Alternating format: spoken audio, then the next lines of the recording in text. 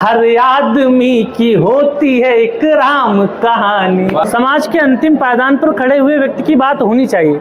और सुना है एक रोल नंबर फिर से सफल नहीं हो पाया। लेकिन मेरा ये मानना है कि जीवन में ईमानदारी बहुत अच्छी चीज है। रात कल कंगन खनकने की वजह से क्या जरूरी है कि छंदों का ज्ञान और जब किताब लाने की योजना हमारी हुई तो मन में एक शंका थी कि एक मंची कवि जो कि अपना काव्य पाठ के दौरान हम तमाम चीज़ें करते हैं, लेकिन अगर वो रिटन फॉर्म में आएगा और कविताओं को एक हम प्रिंट वर्जन में लेके आएंगे तो रिस्पांस कैसा रहेगा। लेकिन मैं अपने लोगों का, अपने जो साथी हैं, दोस्त हैं, जो मुझे प्रेम करते हैं, प्यार करते हैं, उनका बहुत शुक्रगुजार हूँ कि आप सबने इस किताब को इतना स्नेह दिया। उन्नाव जैसी एक छोटी सी जगह से निकलकर राष्ट्रीय अंतर्राष्ट्रीय फलक पर ये पहचान जो आपने बनाई पिछले दिनों, ये कैसे संभव हो पाया? आशीष जी, मैं बताऊं आपको कि जब मैंने शुरुआत की थी अपनी, तो देखिए जब कोई भी किसी फील्ड में आता है तो उससे लगता है कि थोड़ा सा बेहतर करे, अच्छा करे। तो मुझे लगा कि नया क्या कर सकते हैं। लेकिन मैंने कहीं से सीखा कि देखिए आप अगर कमाने के साथ लोगों को भला कर रहे हैं तो वो सबसे अच्छी चीज़ होती है। तो मुझे लगा कि कुछ ऐसा करूँ जो समाज में थोड़ा सा भी अगर मेरे हिस्से से बदलाव आता है।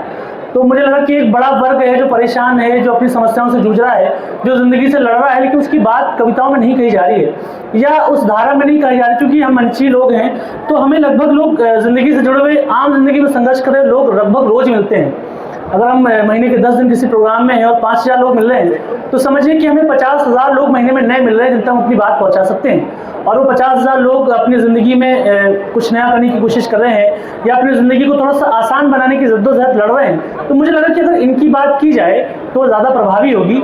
तो उसी में जब मैंने उसी दिशा में मैंने काम किया तो फिर लोगों को लगा कि उनके मन की बात मैं अपने शब्दों में कह पाया। तो मुझे लगता है कि वो जो तारतम्यता बैठ गई उसका ये परिणाम है कि लोगों को इतना प्रेम और स्नेह मिला। 2017 का वो समय था जब मुझे मंचों पर उतना रिकॉग्निशन नहीं मिला और मेरे भी दिमाग में था कि कहीं कुछ अगर कोई नौकरी मिल जाए तो जीवन में स्थायित्व आ जाए। तो मेरा एक रिजल्ट आना था लैब टेक्नीशियन का, मेडिकल कॉलेज का था वो। तो उसमें मेरा आधे नंबर से नहीं रहा, मतलब आधे नंबर से मेरा नहीं हुआ था। उसका रिजल्ट आया और शायद उसकी 62.5 मेरिट गई थी और मेरे 62 नंबर थे। वहाँ से कविता शुरू हुई थी और उस रिजल्ट में मेरी बहुत सारी आशाएं थी कि ये रिजल्ट आएगा। मुझे बहुत उम्मीद भी थी कि ये हो जाएगा तो जीवन में बदलाव आ जाएगा, हमारे घर में बदलाव आ जाएगा, मेरे अपने व्यक्तिगत जीवन में बहुत बदलाव आ जाएंगे। और मुझसे कुछ लोग जुड़े थे जिनकी बहुत सारी उम्मीदें थी। तो वो उस कविता का फिर वो जन्म हुआ। तो फिर मैंने निकाला कि मैंने उसको कभी मंचों पे नहीं पढ़ा है, लेकिन वो मेरे मन के बहुत करीब कविता है। अगर आप कहें तो मैं उसे सुना दूं। अटकी हुई एक भर्ती का अभी अभी परिणाम सुना है और सुना है एक रोल नंबर फिर से सफल नहीं हो पाया। अटकी हुई एक भर्ती का उसी रात सपने में उसने रस्सी देखी, पंखा देखा और हार जाने वालों को सीटी देती गाड़ी देखी।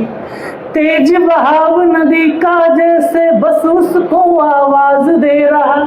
ठीक उसी के बाद पिता की धीमी होती नाड़ी देखी।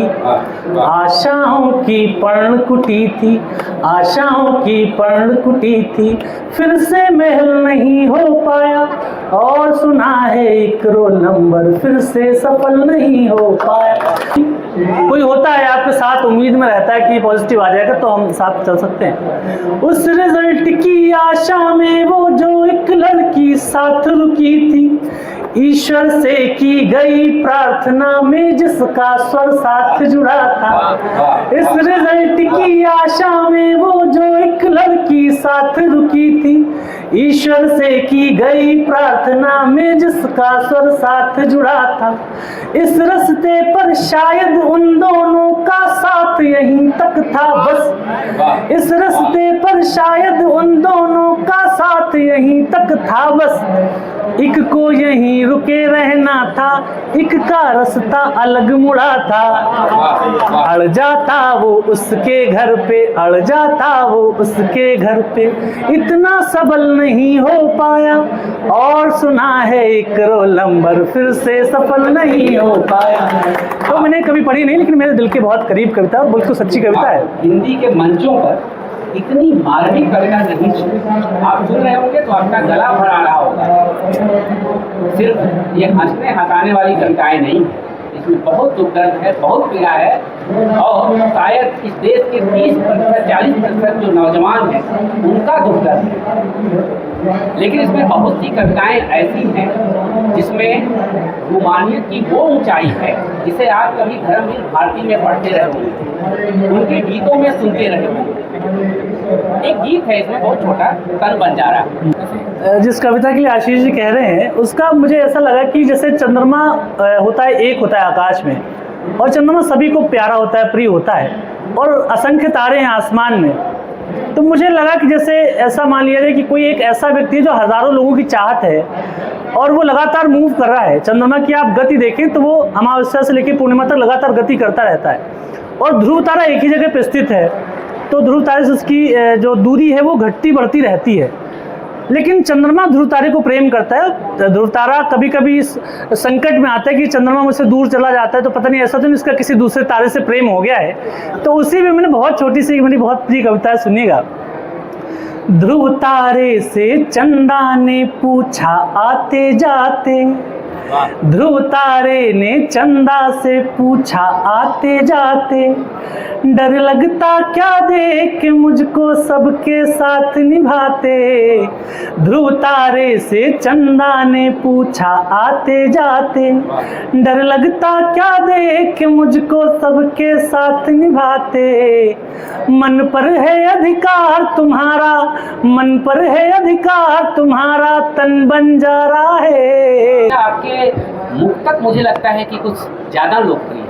हाँ मुझे लगता है कि वो एक तो आसान भाषा में है। मुक्तक कौन सा था? सबसे पहला जो मुश्किल थी, संभलना ही पड़ा घर के वास्ते। अच्छा। हाँ, बहुत साधारण सी पंक्तियाँ, 4 पंक्तियाँ हैं, और जब वो लिखी गई थी तो मुझे नहीं पता था कि इतनी लोकप्रिय हो जाएंगी। लेकिन वो कविता मेरे से आगे यात्रा करती है, मतलब सियाचिन बॉर्डर से, या कई बार जहाँ पर ट्रेनिंग होती है फौजियों की, वहाँ से पूरा बटालियन गाते हुए मुझे भेजती है वीडियोज़ कि सर हम गा रहे थे। और कई लोग जो अपने घर परिवार से छोड़ के निकलते हैं, ट्रेन में बैठते हैं, बसों में धक्के खाते हैं, तो वो मुझे भेजते हैं कि सर आपकी कविता याद आ गई। तो वो 4 पंक्तियाँ मुझे लगता है कि जो आपका एक गेम चेंजर होती हैं, तो वहाँ से एक परिदृश्य बदला। और कि संभलना ही पड़ा घर के वास्ते, फिर घर से निकलना ही पड़ा घर के वास्ते। मजबूरियों का नाम हमने शौक रख लिया, हर शौक बदलना ही पड़ा घर के वास्ते। आप सोचें कि इस देश में पिछले 3 दशक में छोटे छोटे गांवों से, कस्बों से निकलकर लोग महानगरों तक आए हैं। वो अपने घर को कैसे याद करते होंगे, किसी मजबूरी में ही आए। ये उनका दुख दर्द है, उनकी पीड़ा है, करोड़ों लोगों की पीड़ा है, और सिर्फ 4 पंक्तियों में इसे कहा जा सकता है। जैसे वो 4 पंक्ति जब मैंने लिखी, इस 10 साल के सफ़र में कई बार ऐसा लगा कि यार ये रास्ता छोड़ देना चाहिए, इससे नहीं हो रहा है, पता नहीं आगे कैसा भविष्य रहेगा। लेकिन फिर अगले दिन हम खुद ही मोटिवेट हो ये कहते कि यार चलो छोड़ो, जो होगा सो देखा जाएगा। तो वहाँ से वो पंक्तियाँ निकली कि जिस रास्ते पे चल रहे उस पर हैं छल पड़े, कुछ देर के लिए मेरे माथे पे बल पड़े। हम सोचने लगे कि यार लौट चले क्या, फिर सोचा यार छोड़ो चल पड़े तो चल पड़े। सोचे कि कविता क्या चीज़ है कि जब आप सबसे हारा हुआ खुद को महसूस करें तो ये पंक्तियाँ आपको ताकत दे सकती है। हो सकता है वहाँ से आपके जीवन का कोई नया रास्ता। बिल्कुल ठीक बात है। जैसे गुनाहों के देवता में धर्मवीर भारती जी ने कहा कि ये उपन्यास लिखना मेरे लिए ऐसा था जैसे पीड़ा के क्षणों में पूरी आस्था के साथ ईश्वर से प्रार्थना करना। ये सच बात है, हम मनुष्य हैं और जब हमारे जीवन में सुख होता है, थोड़ी आसानियत होती है तो हम ईश्वर को भूल जाते हैं, लेकिन थोड़ी परेशानी आती है तो सबसे पहले ईश्वर याद आता है। तो वही मैंने भी कहा कि मतलब जब आप परेशान होते हैं तो आप जैसे आशीष जी, ये इतने सारे लोग हैं, ठीक है, ये किसी दूसरे काम के लिए आए होंगे, किसी दूसरे स्टाइल के लिए जिन्हें आए होंगे, और मुझे लगता है कि मैं यहाँ पर माइक पे अपनी बात रख पा रहा हूँ। लेकिन ऐसा नहीं है कि जितने भी लोग खड़े इनके जीवन में संघर्ष नहीं है, या इनकी अपनी कोई कहानी नहीं है, या इनकी कोई यात्रा नहीं है। और ये है कि भगवान रामचंद्र जी भी जब अपने जीवन का सबसे बड़ा युद्ध लड़ने गए तो उस रात उनको भी नींद नहीं आई। तो इन जितने भी चेहरे आप देखिए कि इनके जीवन में जब कोई अगला बड़ा दिन होता है तो उस रात उन्हें नींद नहीं आती, ऐसा होता है, बहुत सामान्य सी बात है। तो मैंने 4 पंक्तियाँ लिखी कल भोर की चिंता में रात नींद न आनी, रावण नहीं है मारना रोटी है कमानी। हम राम तो नहीं मगर ये बात भी सच है, तुम राम तो नहीं मगर ये बात भी सच है, हर आदमी की होती है एक राम कहानी। इसमें एक और कविता है शुरुआत में, जहाँ आप जब राम कथा पढ़ते होंगे तो ये जरूर आपके जहन में एक प्रश्न आता होगा कि मान लीजिए कि अगर दशरथ श्रवण कुमार पर तीर नहीं चलाते तो क्या होता। इसमें एक बंद है इसी गीत में, उसमें एक जैसे मैं सोचता हूँ कई बार गंभीरता से तो बहुत सारी चीज़ें आती, बहुत सारे खाके बन जाते हैं। हमारे कवि हुए प्रमोद तिवारी जी और केडी शर्मा हाहाकारी जी, हास्य के बहुत अच्छे कवि थे। वो मेरे घर से जो दूर 2 किलोमीटर हाईवे है वहाँ पर उनकी कार का एक्सीडेंट हो गया। वो लोग एक कवि सम्मेलन की यात्रा से लौट रहे थे और रात के 4 बजे, चूँकि हम कवियों की ऐसी ज़िंदगी है कि हम रात भर जगते हैं, गाते हैं, आपके दिलों तक पहुँचने की कोशिश करते हैं। लेकिन वो मंची जो चकाचौंध उसके बाद की जो यात्राएं वो बहुत तकलीफदेह होती हैं, कठिन होती हैं। तो वो दोनों लोग एक लालगंज के कवि सम्मेलन से लौट के आ रहे थे और रात 4 बजे उनका एक ट्रक से एक्सीडेंट हुआ और उन दोनों की ऑन स्पॉट डेथ हो गई। तो मुझे आशीष जी याद है कि उनकी कार उसी बाईपास पे लगभग 15 दिन तक पड़ी रही। मेरे दिमाग में बस ये आया कि जब प्रमोद तिवारी जी अपना अंतिम गीत पढ़ के चल रहे होंगे, अगर उनका कोई हाथ पकड़ के रोक लेता कि दादा एक गीत और सुना जाओ, तो हो सकता है वो घटना टल जाती, वो क्षण टल जाता। लेकिन मुझे लगा कि ऐसा हुआ नहीं, ऐसा होता ही नहीं है। अगर ऐसा होता कि उत्तरा को ये पता होता कि मैं नींद में, जो मुझे नींद आ रही है इसकी वजह से मेरा बेटा चक्रव्यूह का 7वां द्वार तोड़ना सीख नहीं पाएगा, तो वो अपनी आंखों में टेप लगा लेती, लेकिन वो सोती नहीं। और उसकी उसी गलती की वजह से बाद में चक्रव्यूह का जब 7वां द्वार अभिमन्यु नहीं तोड़ पाए, उसी की वजह से उसकी डेथ हुई। तो मुझे लगता है कि आज हम कोई घटना देखते हैं कि ये यार ये क्यों हो गया, लेकिन मुझे लगता है कि उसके सूत्र किसी दूसरी घटना से बहुत दूर जाकर जुड़े होते हैं। मैं आपसे ये नववधू कविता पढ़ने के लिए जरूर कहूँगा। ये जब 7-8 साल पहले ये कविता आई थी तो ये सुहागरात इसका विषय है। तो मैं बड़ा संकोच में रहता था कि यार इतने लोगों के सामने सुहागरात की कविता मैं कैसे पढ़ दूँ। और लेकिन फिर मुझे बाद में ये एहसास हुआ कि अरेंज मैरिज जो हमारे माध्यम है, चूँकि हम इन दिनों एक ऐसे समाज में रह रहे हैं जब हमारी पारिवारिक व्यवस्था में विवाह नामक जो संस्था है उसमें बहुत सारे बदलाव आ गए हैं। इन दिनों हम सिचुएशनशिप में हैं, लिव इन रिलेशनशिप में हैं। लेकिन जो अरेंज मैरिज की पहले की व्यवस्था थी कि जो 2 अनजान लोग, मुझे लगा कि 2 अनजान लोग पवित्र अग्नि के इर्द गिर्द 7 कदम चलकर सारे रिश्तेदारों के सामने, सारे दोस्तों के सामने एक दूसरे से ज़िंदगी पर साथ निभाने का वायदा करते हैं, तो मुझे लगा कि उससे पवित्र कुछ भी नहीं हो सकता। और उनका जो पहला मिलन होता है, पहला परिचय होता है, उसी परिचय की ये कविता है। लिखते हैं 2 पंक्तियाँ मैं इसकी सुना देता हूँ। रात कल कंगन खनकने की वजह से, रात कल कंगन खनकने की वजह से, नववधू नजरें बचा कर चल रही थी। कोयले का आँच से परिचय हुआ था, कोयले का आँच से परिचय हुआ था, देह सारी तमा कर जल रही थी। ये तो राजा। अच्छा, पहली बार मतलब किस मंच पर आपने कविता पढ़ी? हाँ, ये नहीं मुझे याद है, और शुरुआत का तो हमेशा याद रहता है।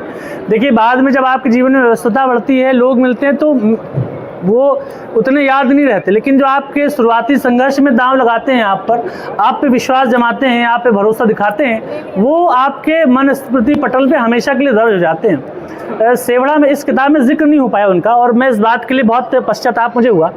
मध्य प्रदेश में एक जिला है सेवढ़ा, वहाँ पर हमारे एक चाचा जी रहते हैं, ज्योति प्रकाश श्रीवास्तव जी और अमित खरे जी। उन दिनों मेरे पास एक बहुत टूटा सा फ़ोन था और मैं दूसरे कवियों की उसमें रोमन में कविताएं पोस्ट किया करता था। उन्हें लगा कि ये कविताएं मैं लिखता हूं, तो उन्होंने कहा कि मेरे यहाँ एक कवि सम्मेलन हो रहा है और आप भी आ जाओ, इसमें कविताएं पढ़ते हो। देखिए कि यात्रा कैसे शुरू होती है। तो मैं बड़ा प्रसन्न हो गया कि चलो हाँ ये कविता पढ़नी है, तो मैंने डेट नोट कर ली। आमतौर पर मैं ये बताता हूँ कि लोग 10 साल कविताएं लिखते हैं, उसके बाद मंच पर आते हैं। मैंने पहली कविता तब लिखी जब मेरे पास पहला मंच की डेट नोट हो गई थी। हाँ, मैं सही बता रहा हूँ। तो जब उन्होंने कहा कि मेरे यहाँ प्रोग्राम है 25 जून को 2015, तो आप इसमें और अपनी कविताएं पढ़ो आके, तो फिर मैंने पता किया, तो उसमें ये पता चला कि इसमें अपनी ही लिखी कविताएं पढ़ी जाती हैं। तो उसमें पढ़ने के लिए मैंने शब्द जोड़े, एक लंबी सी लाइन, फिर छोटी सी लाइन, फिर ऐसे करके, तो वो प्रोग्राम हो गया। लेकिन ईश्वर जब आपको किसी यात्रा में लेकर आता है तो वो ऐसे ही लेकर आता है। बाद में ये एहसास हुआ कि ये गंभीर काम है, से मन से करना चाहिए, पूरी ईमानदारी से करना चाहिए, तो फिर बाद में इसको पूरी ईमानदारी से पूरे एफर्ट लगा के करने की कोशिश की और फिर परिणाम आप सबका प्रेम से मिला। इन्होंने हिंदी साहित्य से मास्टर्स किया है, तो कभी आपको मुख्य धारा की कविता जिसे कहते हैं साहित्य में और मंचीय कविता, इसके बीच में क्या विरोध दिखाई पड़ता है? ये देखिए कठिन प्रश्न है, क्योंकि हमारे नहीं मैं इसका जवाब दे देता हूँ। मुझे बहुत संकोच नहीं है। मैं ये समझता हूँ कि जैसे आप ये कह रहे हो कि एक रिक्शे वाले की बात होनी चाहिए, समाज के अंतिम पायदान पर खड़े हुए व्यक्ति की बात होनी चाहिए, तो मेरा प्रश्न ये है कि जब आप ये बात कह रहे हो तो उसके समझ में क्यों नहीं आ रही? मेरी ये किताब जब आई तो मेरे पास कम से कम 10 ऐसे फोटोज़ हैं जो किसी मूंगफली वाले ने खरीदा और वो मुझे ऐसे अपने ठेले पर दिखा रहा है कि भैया मैंने किताब आपके लिए। एक ईंट भट्टे पे मजदूरी करने वाला जो ईंट पाथता है उसने ये किताब खरीद के मुझे वहाँ से भट्टे से मजदूरी करते हुए की। तो मैं कहता हूँ कि कविता इतनी सरल भाषा में होनी चाहिए, इतनी आसान भाषा में होनी चाहिए कि जिनके लिए की जा रही कम से कम उनको तो पता हो। तो मेरा बस इतना विरोध है, मतलब विरोध नहीं है, लेकिन मेरा अपना मत ये है कि जब मैं आम बोलचाल की भाषा में स्वैद नहीं आ रहा है मेरे, तो ऐसे शब्द के आडंबर क्यों होने चाहिए? जब मैं आपको सरल शब्दों में बात कर रहा हूँ तो उसी भाषा में कविता क्यों नहीं कही जा सकती? जो नौजवान साथी हैं और लिखते पढ़ते हैं, उन्हें कविता लिखने के बारे में, कविता करने के बारे में कोई अगर टिप्स देना हो तो आप क्या देंगे? और अगर आप लिखना चाहते हैं तो कम से कम 10 लोगों को पढ़ें, ताकि ये पता चले कि एक बात 10 तरीके से कही जा सकती है और अब मुझे 11वें तरीके से कहनी है। तो आपके पास शब्द भंडार बढ़ता है। आप जब दूसरे के विचारों से जब आपका मन का तारतम्य जुड़ता है तो आपको पता चलता है कि अगला इस तरीके से सोच रहा है। ये बहुत आसान भाषा में है, लेकिन ये बहुत गंभीर बातें करती हैं। तो चांद मतलब कवितानुमा एक उपन्यास है, वो इतना रोचक है, लेकिन वो इतनी गंभीर व्यंजना प्रस्तुत करता है कि हमें अपने समाज का जो हमारा पढ़ाई का जो ढांचा है उसमें कितने मूलभूत परिवर्तन करने की आवश्यकता है। और तो वो ये प्रश्न खड़ा करता है। पहला अध्यापक नाम की बहुत पतली सी किताब है, लेकिन एक ये कि समाज का जो ऐसा व्यक्ति जो अध्यापक होने का दम भी नहीं है, भ्रम भी नहीं है, वो किसी सुदूर गाँव में बहुत काम कर रहा है, बहुत सीमित संसाधनों के साथ काम कर रहा है, लेकिन उसने एक 6 साल की बच्ची के जीवन में कैसा परिवर्तन लाया कि वो देश की शिक्षा की ब्रांड एम्बेसडर हो गई। तो ये किताबें जो है आपको ज़रूर पढ़नी चाहिए। लेकिन कविता के लिए जैसे क्या ज़रूरी है कि छंदों का ज्ञान और बाकी चीज़ें जो उसके शास्त्र हैं, मीटर वगैरह के ज्ञान के लिए उन्हें किताबें पढ़ने की ज़रूरत है? निश्चित रूप से। देखिए, आपको अनुशासन तो सीखना ही पड़ेगा। हमारी सांसें भी 1 मिनट में 72 बार आती हैं, हमारा राष्ट्रगान भी 52 सेकंड का है, तो लय बहुत आवश्यक है। जीवन में जब तारतम्यता बनी रहती है तो आपका रस बना रहता है, रंग बना रहता है। छंद भी तोड़े गए हैं, ऐसा नहीं है हमारे यहाँ निराला जी ने छंद तोड़ा है, लेकिन छंद तोड़ना छंद बांधने के बाद की बात है। पता चला तभी ताकत पता चली, सीने में आग सीने की हिम्मत पता चली, शर्तों पे तेरी बिकने से इनकार कर दिया, तब जाके अपने आप की कीमत पता चली। बहुत घटिया तरह से मैंने पढ़ा आपकी फिगर, लेकिन अच्छा मैं ये जानना चाह रहा था, ये 4 लाइनों का जो छंद है, ये मीटर आपको कैसे मिला? हाँ, मैं बता, देखिए सबसे पहली बात मैंने कहा कि जीवन में ईमानदारी बहुत होनी चाहिए। उसी ईमानदारी के साथ ये भी स्वीकार करता हूँ कि मुझे जब ये कविताएं लिखी तो मीटर का ज्ञान नहीं था। और भी ये भी मैं मानता हूँ कि आप मीटर का पालन करते वक्त अगर कविता लिखोगे तो कविता का शरीर खड़ा कर सकते हो, कविता की आत्मा खड़ी नहीं कर सकते। 2 चीज़ें होती हैं, आपका जो वर्ण विधान होता है यानी छंद विधान होता है वो आपका शरीर होता है, और जो कविता के भाव होते हैं वो कविता के प्राण होते हैं। शरीर बहुत आपका सुगठित है, बहुत सारे ऐप्स हैं, लेकिन अगर उसके अंदर प्राण नहीं है तो उसको जो है माना जाएगा कि ये निर्जीव है। लेकिन शरीर थोड़ा सा अगर आपका मतलब ऊबड़ खाबड़ भी है, ऐसा भी है, लेकिन उनके अंदर प्राण है तो वो जीवित तत्व है। तो मैं ये मानता हूँ कि 2 तत्वों से कविता बनती है, आपका शिल्प और आपके भाव। और भाव बचाने चाहिए, भाव को ज़्यादा प्राथमिकता देनी चाहिए मेरे हिसाब से। मैंने जब ये कविताएं लिखी थी, जब मैंने इस छंद का प्रयोग किया था तो ये धुन में आई थी, मेरे जहन में उतरी थी। जैसे सभी कवि कहते हैं कि ईश्वर की देन होती है कविता, कविता उतरती कविता आप लिख नहीं सकते। आप कविता के नाम पर अभ्यास कर सकते हैं, लेकिन जो कविता तत्व होता है जो लोगों तक पहुंचता है वो ईश्वर की भी देन। और बहुत कम पंक्तियां होती हैं लोगों के जीवन में। बड़े बड़े शायर जिनकी बहुत सारे किताबें प्रकाशित हैं, उनके भी जीवन में जब आप पूछोगे कि शेर और कविता कितनी है तो उंगलियों पे गिनने मात्र की होती है। तो ऐसा ही है इनके साथ। अनबाउंड प्रकाशन से किताब आई है और दिल्ली पुस्तक मेले में हम इस पे बात कर रहे हैं। आपके आसपास के बुक स्टॉल पे भी मिल जाएगी, अमेज़न पे भी मिल जाएगी, क्योंकि अपनी किताब है और सभी लोग चाहते हैं कि उसको ज़्यादा प्रेम मिले, ज़्यादा स्नेह मिले, और अभी तक आपने प्रेम स्नेह दिया भी है, तो इस किताब के भी प्रति आपके अतिरिक्त स्नेह के मैं आकांक्षी हूँ। और इसी के साथ आपको बहुत धन्यवाद।